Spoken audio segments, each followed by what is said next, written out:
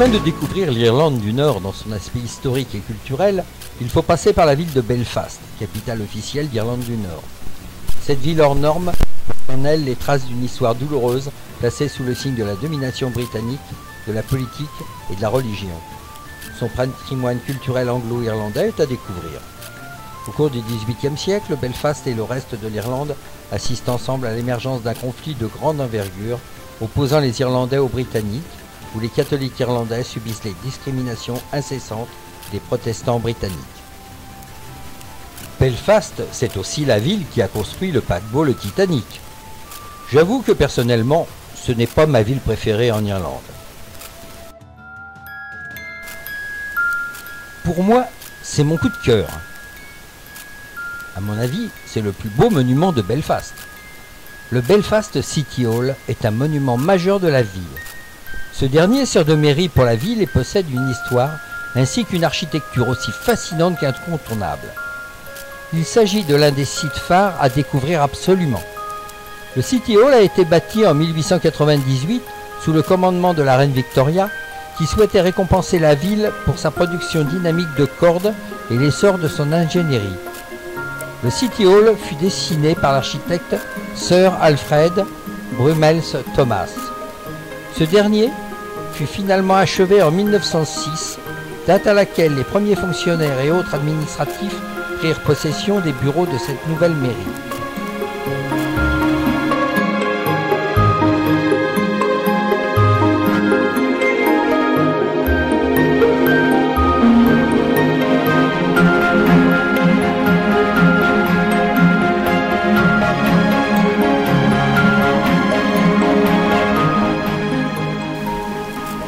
Le City Hall est carrément impossible à manquer. Son architecture imposante et particulièrement chargée en fait un monument qui attire l'œil et la curiosité. D'un style victorien et néo-baroque, le City Hall s'étend sur plus d'1,5 hectare.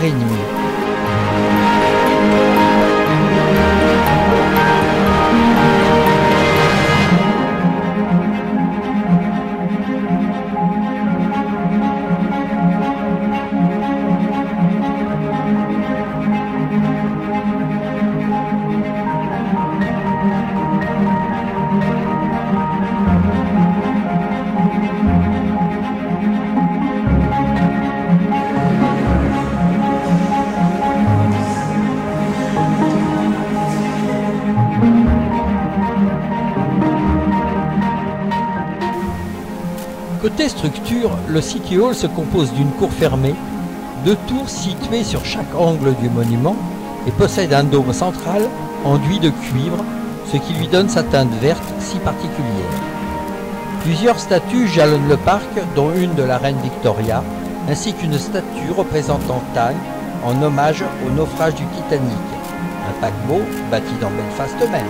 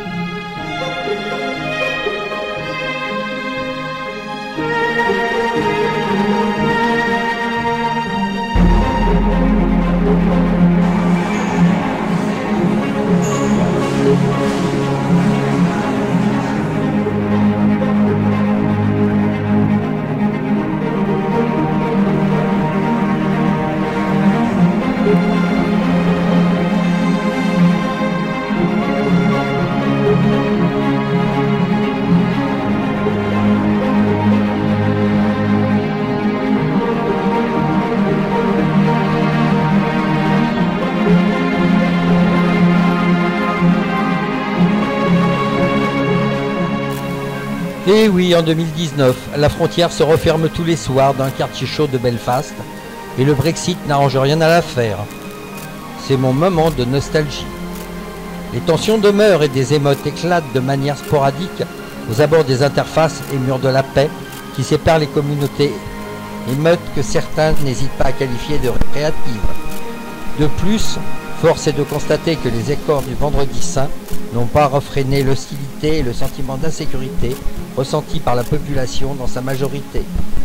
Ainsi, on recense actuellement 99 cloisons immuables séparant les deux communautés.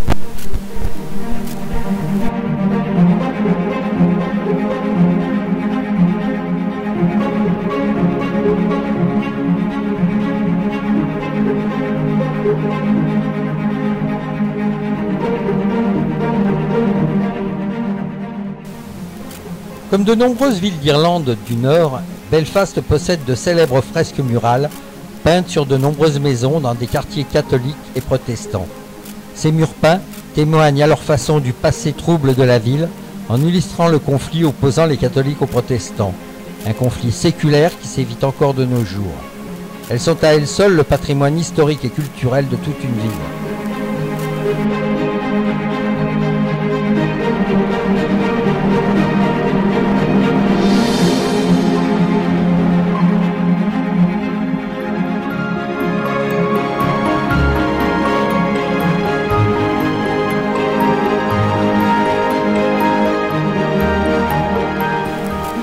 Pour ma part, il s'agit plus d'un traquenard à touristes. Le Titanic Belfast Experience est un musée entièrement dédié au Titanic, de sa conception à son naufrage.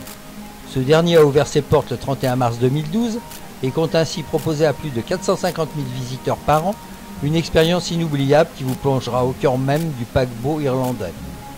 Bof. Découvrez l'histoire du bateau, de sa construction jusqu'aux circonstances tragiques du naufrage, en passant par les actes de courage de certains passagers.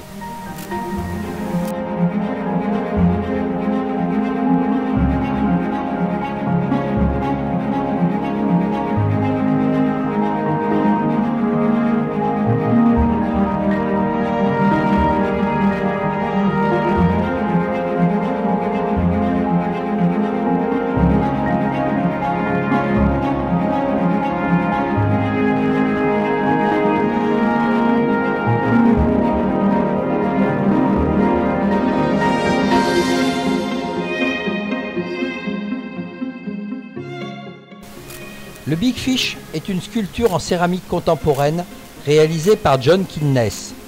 Située en plein centre-ville, sur le Donegal Quay, cette sculpture est un gros poisson bleu de 10 mètres.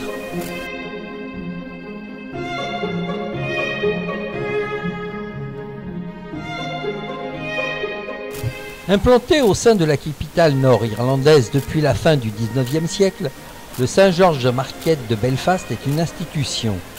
Utilisé comme morgue de secours pendant les bombardements allemands de la Deuxième Guerre mondiale, il est depuis 1980 le dernier des marchés de l'ère victorienne en Irlande du Nord.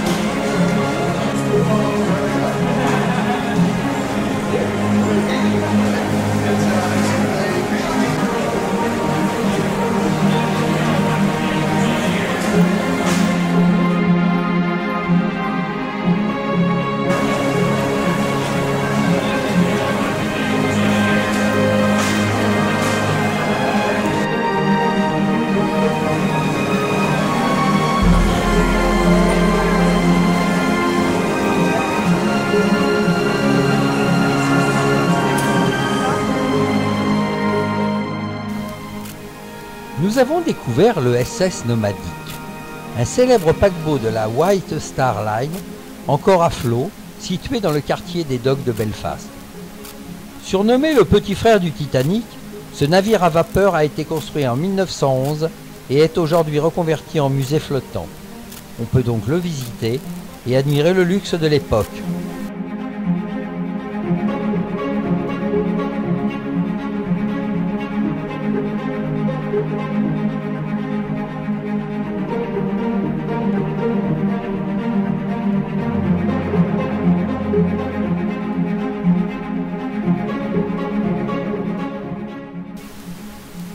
La cathédrale, je n'en dirai rien.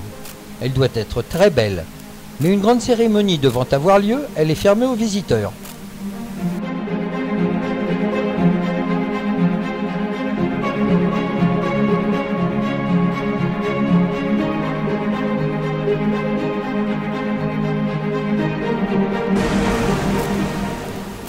Je me balade dans Belfast. Vous m'accompagnez ?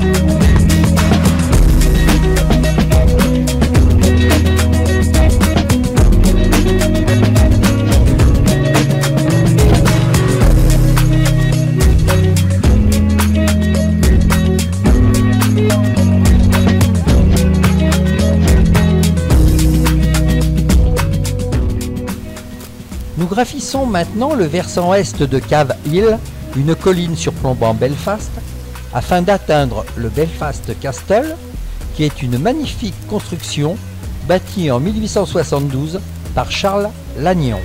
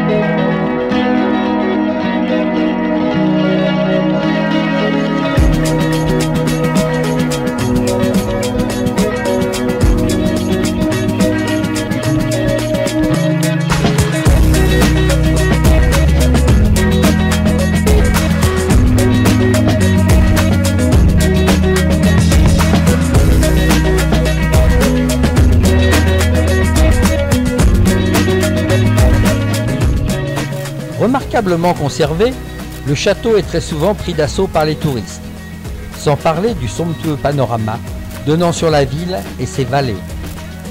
Le Belfast Castle actuel remplace un ancien château bâti par les Normands au cours du XIIe siècle. Entre-temps détruit, ce n'est qu'en 1872 qu'un nouveau château est élevé pour la troisième marquise de Donegal. Ce dernier est alors bâti dans un style typiquement écossais, très apprécié par la reine Victoria. Le château et les jardins sont finalement cédés à la ville de Belfast en 1934. On les utilise alors pour des lieux de réception, allant des fêtes de mariage au baptême, en passant par des bals.